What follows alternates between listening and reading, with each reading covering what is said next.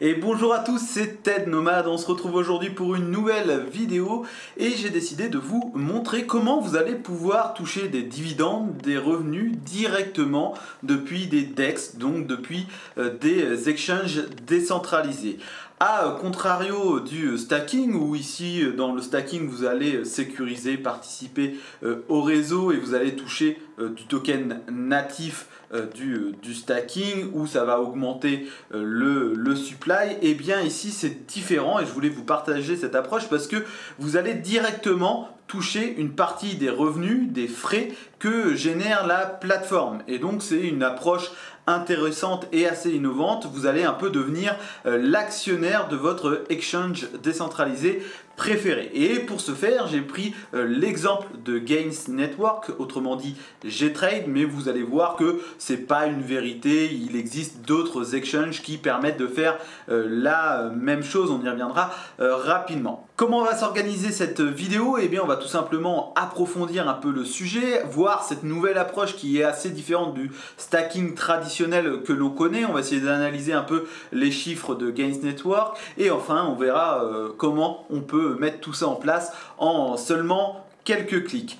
Et n'hésitez pas évidemment à vous abonner, à mettre un petit pouce bleu, à mettre un commentaire, ça fait toujours plaisir. On va donc pouvoir commencer tout de suite. Encore une fois, je le répète, mais on prend l'exemple de Gains Network parce que j'ai une attirance pour ce projet un peu plus prononcée que les autres. Mais si vous voulez des concurrents qui font également ça, il y a aussi GMX ou DDX qui permettent ce genre de choses entre guillemets. Mais en tout cas, j'apprécie Gains Network pour plusieurs choses dont je vais vous exposer les arguments. Et en tout cas, déjà, qu'est-ce que Gains Network ou Gtrade, cette plateforme de trading? Eh bien, c'est une plateforme de trading décentralisée qui va vous permettre de faire des leviers. Et ça, c'est basé sur Arbitrum et sur Polygon. Et en fait, vous n'avez pas besoin de KIC, juste d'un wallet et vous pouvez trader directement. C'est vrai qu'aujourd'hui, sur les SEX, eh bien, sur les exchanges décentralisés, eh bien, il peut y avoir plusieurs contraintes. Ici, tout est décentralisé et donc c'est quelque chose qui vous permet tout simplement de mettre des leviers. Alors, d'un point de vue personnel, je ne l'utilise pas du tout, j'ai jamais utilisé ces leviers, etc. Mais ce projet m'intéresse parce que j'y vois du potentiel et je vais vous expliquer pourquoi. Alors comme je le disais, vous pouvez évidemment, donc là je suis sur Gtrade, mais c'est juste pour vous expliquer rapidement pourquoi je le trouve intéressant. Parce que donc vous pouvez trader sur Polygon ou Arbitrum et vous pouvez faire des leviers pour ceux que ça intéresse. Évidemment, soyez très prudents si vous ne connaissez pas ça. Faire des leviers jusqu'à 150, bon, ce qui est relativement énorme, mais là où aussi se démarque Gtrade par rapport à ses concurrents, c'est qu'il propose énormément de paires. Il propose plus de 136 paires, mais ce qu'il propose donc 96 paires crypto, ce qui est intéressant, mais aussi tout ce qui est Forex, ce qui est assez rare là-dedans, et vous avez aussi tout ce qui est commodities, par exemple le silver, le palladium, le platinum, c'est assez nouveau, etc. Mais on voit qu'il s'intègre aussi une partie du monde réel derrière tout ça, et le fait de pouvoir trader donc de façon décentralisée, seulement en connectant votre wallet, en oubliant eh bien, le KIC, etc.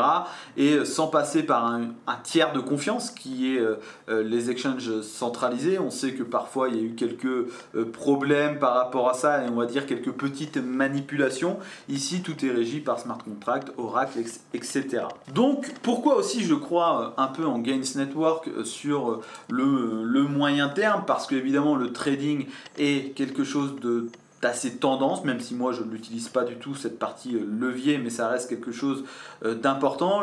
La partie réglementation, on sait que c'est chiant d'aller sur des SEX, machin, qui a des erreurs, des KIC, machin. Là, vous avez juste à vous connecter et ça se fait. Donc, il y a aussi cette accessibilité qui est intéressante. Enfin, il y a aussi un système de tokenomics qui est déflationniste sur le moyen et long terme grâce à cet aspect de collatéralisation. Je vous mets un petit schéma un peu qui explique ce process. Depuis le début, il y a eu environ, je crois, 10% de tokens déjà brûlés, même si vous allez voir qu'il y a eu une augmentation récemment, mais je vous expliquerai pourquoi. Enfin, on va voir là tout de suite que ça génère énormément de revenus et que forcément, nous le but c'est de toucher une partie de ces revenus. On verra à la fin combien on touche, mais plus il y a de revenus, plus il y a de gens qui l'utilisent, eh bien, plus il y a de frais et de revenus pour la DAP et plus on va toucher. Et ça, c'est ce côté intéressant qui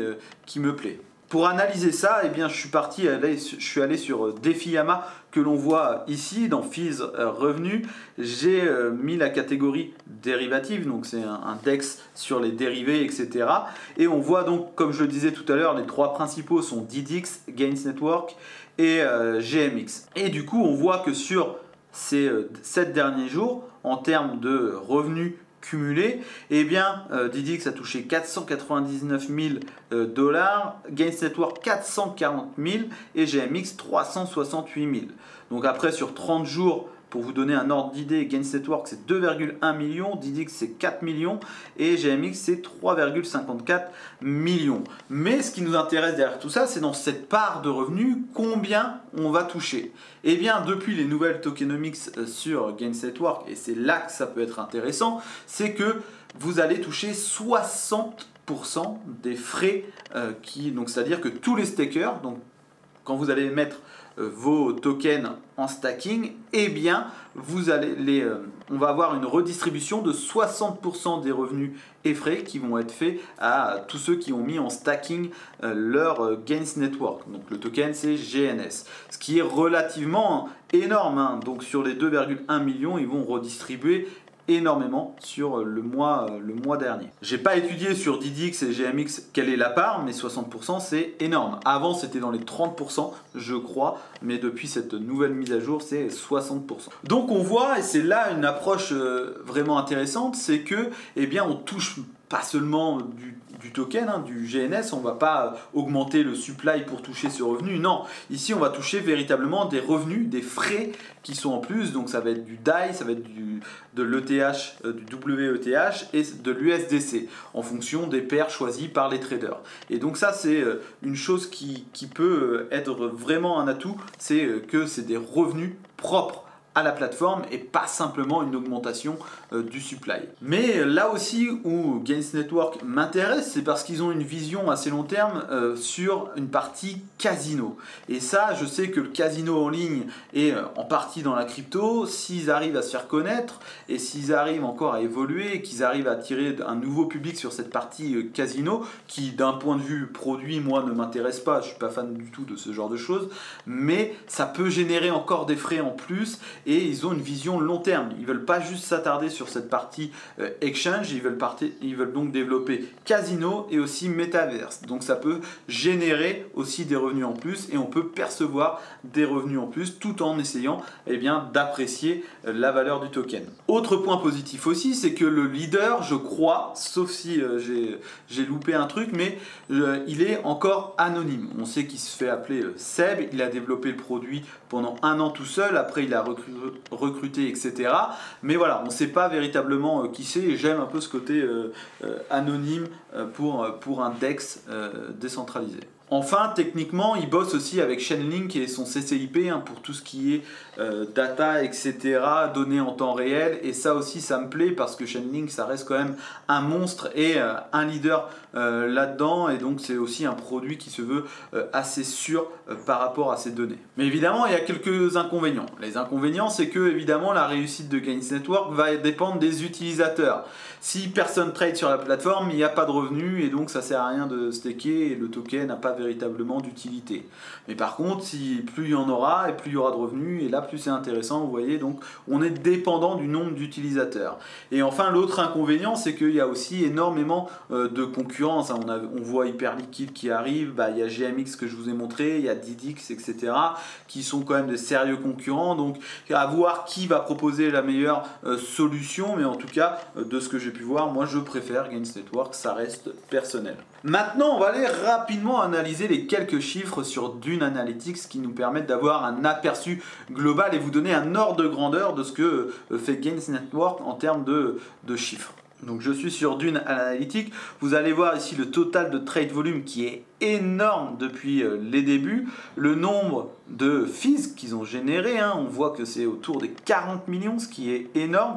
Le nombre de traders qui est total de 23 000, ce que je trouve relativement bas et qui peut aussi montrer une sorte de courbe de croissance intéressante pour le futur, un potentiel intéressant. Vous avez le total de trades qui a été fait, on s'approche des 1,5 million, ce qui est relativement énorme. On voit par exemple que sur les dernières 24 heures, ils ont généré 118 000 euros de frais, ce qui est immense. Et vous avez toutes sortes d'informations. Vous avez notamment ici le Daily Trader, on voit que ça augmente et que là depuis peu il y a une grosse augmentation. Alors c'est aussi dû parce qu'il y a des incentives en ce moment, mais voilà, on voit que quand même il y a du monde qui est arrivé dernièrement pour essayer de les garder, et c'est une courbe aussi à suivre, puisque plus il y aura de traders, plus il y aura de frais de revenus. On voit le daily trade fees, donc toutes les fees qui peuvent dépendre des périodes, etc. Je ne vais pas m'attarder sur tout. On voit, je vous disais aussi que c'était disponible sur Polygon et Arbitrum, mais on voit que Arbitrum prend énormément de place aujourd'hui. Maintenant, c'est 95%, donc Polygon a complètement été effacé. C'est pourquoi je vous conseillerais de faire du stacking plutôt sur Arbitrum. Et vous avez aussi d'autres données intéressantes, on va les retrouver. Vous avez là par exemple les différents volumes sur les différentes paires, si ça peut vous intéresser. Et on va voir aussi, tout ce qui est jeu token, ça on y reviendra à la toute fin, ça ne nous intéresse pas. Mais c'est plus les GNS stats. Donc pour l'instant on a un supply de 33 946 000. Mais là où c'est intéressant, c'est ce fameux supply que vous voyez ici. Si je vais sur le supply, on voit qu'il avait commencé autour ici des 31 millions et que c'était descendu autour des 30 millions. Donc il y avait vraiment ce côté un peu déflationniste qui était là. Alors ici, comme je le disais tout à l'heure, il y a eu une remontée parce qu'en fait il y a eu un changement de tokenomics. Je ne vais pas tout vous expliquer là, mais en fait ils ont créé des jetons pour le fonds de développement, mais ça a été fait comme ça, et par la suite maintenant ils ont mis en place une DAO et tous les frais qui avant allaient au fonds de développement vont au staker, et donc il y a eu une redistribution équitable, mais pour compenser tout ça, ils ont minté entre guillemets une partie des jetons pour le fonds de développement pour qu'ils puissent continuer à développer tout ça et à gérer leurs activités, mais après ça arrivera plus logiquement, enfin voilà, ça a été fait comme ça, et maintenant il y aura une DAO qui va être mis en place aussi pour suivre un peu l'économie du projet. Mais voilà d'où l'augmentation du supply soudaine que vous voyez là s'explique par un changement de stratégie du supply. Mais voilà, on voit qu'on n'est pas sur une inflation et que ce stacking il génère pas des GNS en plus, non, il génère vraiment des revenus, des fees directement depuis la DApp. Autre point aussi plutôt intéressant, et voir l'intérêt de la communauté derrière le GNS, c'est qu'on voit qu'il y a près de 80% qui est stacké, ce qui est énorme. C'est-à-dire qu'il y a très peu de tokens disponibles sur les exchanges, et que le prix, s'il y a un intérêt soudain ou sur le moyen terme sur ça peut être intéressant pour faire grimper le prix. Mais on voit que voilà, il y a une vraie communauté derrière qui sont là pour stacker et générer ces fameux revenus. 80%, c'est énorme. Voilà un peu pour la partie supply, analyse de chiffres. On voit que ça brasse de l'argent et que nous on est là, on veut devenir actionnaire, toucher un peu ces dividendes. Et bien on va voir un peu comment mettre ça en place. Vous allez voir, c'est très simple. Juste avant, pour analyser un peu le token, on voit quand même qu'il avait eu une hype, donc forcément ici en début 2023, et qu'aujourd'hui il se porte plutôt bien avec 5,3 $. Pour un market cap d'environ 159 millions, ce qui est correct sans non plus être extraordinaire, ce qui lui laisse aussi un potentiel de croissance plutôt avantageux. Et enfin, vous pourrez donc directement acheter du GNS sur Binance, Gate et autres exchanges. Il y a aussi KuCoin, etc. Vous en avez plusieurs. Alors, je vous le conseille évidemment de plutôt aller sur le réseau Arbitrum. On a vu que évidemment il y avait de plus en plus de monde qui allait dessus, et forcément s'il y a plus de monde qui trade sur ce réseau, il y aura plus de frais, etc. Et c'est sûrement plus avantageux sur le moyen terme, je pense, que de prendre sur le réseau Polygon. Donc pensez à prendre sur le réseau Arbitrum pour ceux que ça intéresse. Alors maintenant on va voir comment mettre tout ça en place. Si ça vous intéresse, vous allez voir, c'est très simple. Vous allez sur gains.trade, vous faites trade, vous allez devoir connecter votre wallet, donc vous le faites ici sur le réseau, donc comme on a dit, Arbitrum, et vous allez donc importer sur votre wallet les tokens GNS sur ce réseau là pour par la suite profiter des revenus. Une fois que vous avez vos tokens sur le réseau Arbitrum, vous allez voir que c'est très simple. Vous allez dans Earn, vous allez dans Stacking, puisque vous allez stacker, donc participer au réseau, à la sécurité, etc. Et c'est à partir de là que vous allez pouvoir générer des revenus.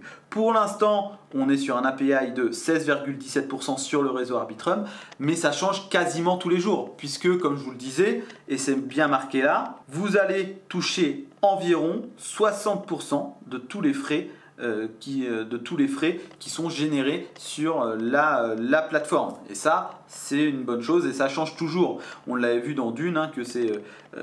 alors, on va le revoir. Voilà, on voit ici le stacking qui change et qui varie beaucoup en fonction des événements, des frais, etc., du monde qui trade.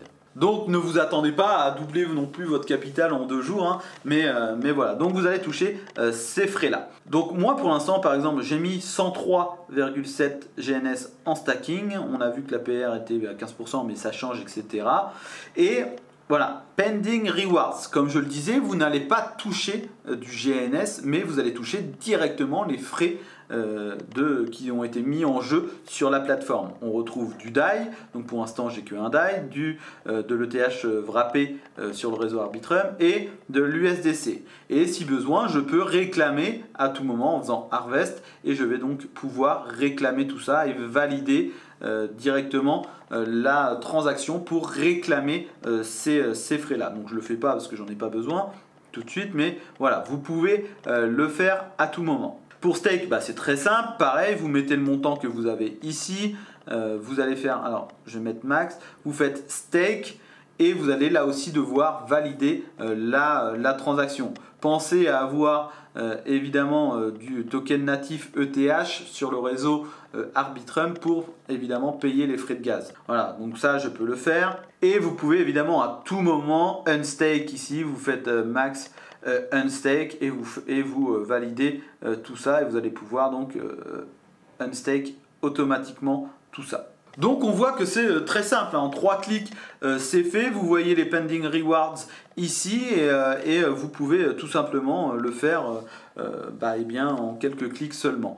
Vous pouvez aussi, juste pour ceux qui veulent approfondir, vous avez aussi la partie Vault qui là s'apparente plus à de la DeFi, où vous allez mettre en jeu du DAI pour toucher du JDAI et vous allez toucher une part des frais de cette pool, etc. Ça, on s'écarte un peu du sujet, mais sachez que ça existe aussi sur tout ça et que vous allez aussi toucher donc des parts de revenus sur cette pool de liquidité. Donc ça peut être aussi intéressant. Vous avez aussi la partie portfolio pour voir si vous aimez trade, etc. Vous avez tout ça pour suivre un peu les avancées. Et voilà, c'est une vidéo qui est assez courte, on en a fini pour aujourd'hui. Je voulais vous apporter cette approche juste pour explorer, vous montrer un peu comment ça se passe, et c'est peut-être une bonne opportunité aussi d'aller sur des DApp ou sur des exchanges qui génèrent véritablement des revenus et qui peuvent en distribuer une partie à leurs stakers. Donc ça, je trouve que c'est plutôt cool. Il y a aussi cet aspect développement moyen long terme de Gains Network où ils vont essayer évidemment d'élargir leur offre avec le casino, Metaverse, etc. C'est pour l'instant que des promesses, mais c'est intéressant. Et il y a aussi la team qui s'est élargie, il y a un peu de monde derrière, ils ont aussi des fonds pour se développer, donc on verra un peu comment ça se passe par la suite. Mais voilà, je trouvais cette approche assez intéressante à vous expliquer, et puis on se retrouve bientôt pour une nouvelle vidéo. Ciao!